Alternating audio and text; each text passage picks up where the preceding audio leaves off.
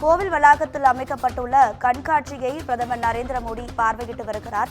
முன்னதாக கங்கை கொண்ட சோழபுரத்தில் சுவாமி தரிசனம் செய்த பிரதமர் நரேந்திர மோடி பிரகதீஸ்வரர், துர்கா, பார்வதி, முருகன் சன்னதிகளில் வழிபாடு மேற்கொண்டார். அதனைத் தொடர்ந்து கோவிலில் முக மண்டபம், மகா மண்டபம், அர்த்த மண்டபத்தை பிரதமர் மோடி பார்வையிட்டு வருகிறார். இது தொடர்பான அண்மை காட்சிகளை பார்த்து வருகிறோம். கோவில் மண்டபம் மற்றும் கண்காட்சியை பிரதமர் நரேந்திர மோடி பார்வையிட்டு வருகிறார். முன்னதாக கங்கை கொண்ட சோழபுரம் சோழீஸ்வரர் கோவிலில் சுவாமி தரிசனம் செய்தார். பிரகதீஸ்வரர், துர்கா, பார்வதி, முருகன் சன்னதிகளில் பிரதமர் நரேந்திர மோடி வழிபாடு மேற்கொண்டார். கோவிலில் முகமண்டபம், மகாமண்டபம், அர்த்த மண்டபத்தை பிரதமர் மோடி பார்வையிட்டு வருகிறார்.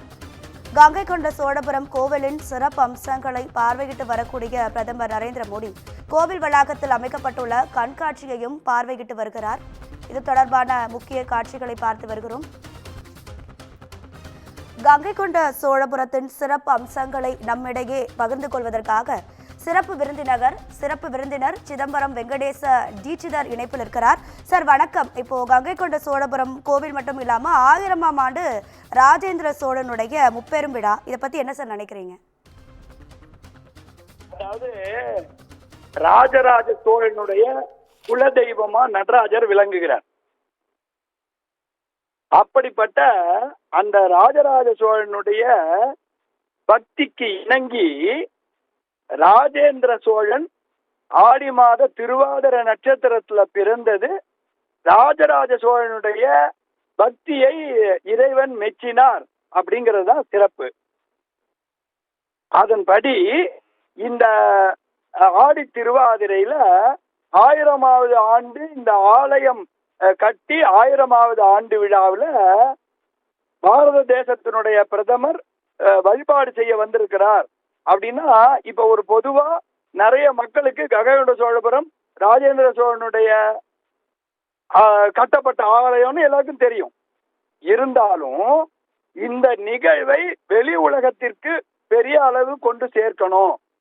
ஏன்னா இது ஆர்கியாலஜி டிபார்ட்மெண்ட்ல இருக்க அந்த கோயில் ரொம்ப அற்புதமா இருக்கும்.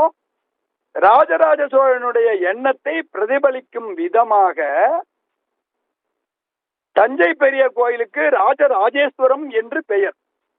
அதையே முன் உதாரணமாக கொண்டு ராஜேந்திர சோழன் தன்னுடைய ஆலயத்தை அமைக்க வேண்டும் என்று பெயரும் பிரகதீஸ்வரர் என்று பெயரை இட்டு இந்த ஆலயத்தை மிக சிறப்பாக கட்டியிருக்கிறார்.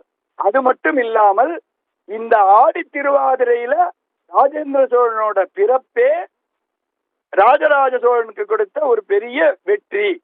அது மட்டும் இல்லாம ராஜேந்திர சோழன் கடாரம் கொண்டான், கங்கை கொண்டான் என்று தெற்கு, கிழக்கு, மேற்கு, வடக்கு என்று அனைத்து பகுதிகளையும் ஆண்ட ஒரு பெரிய மனிதனாக ராஜேந்திர சோழன் விளங்கி இருக்கிறார்.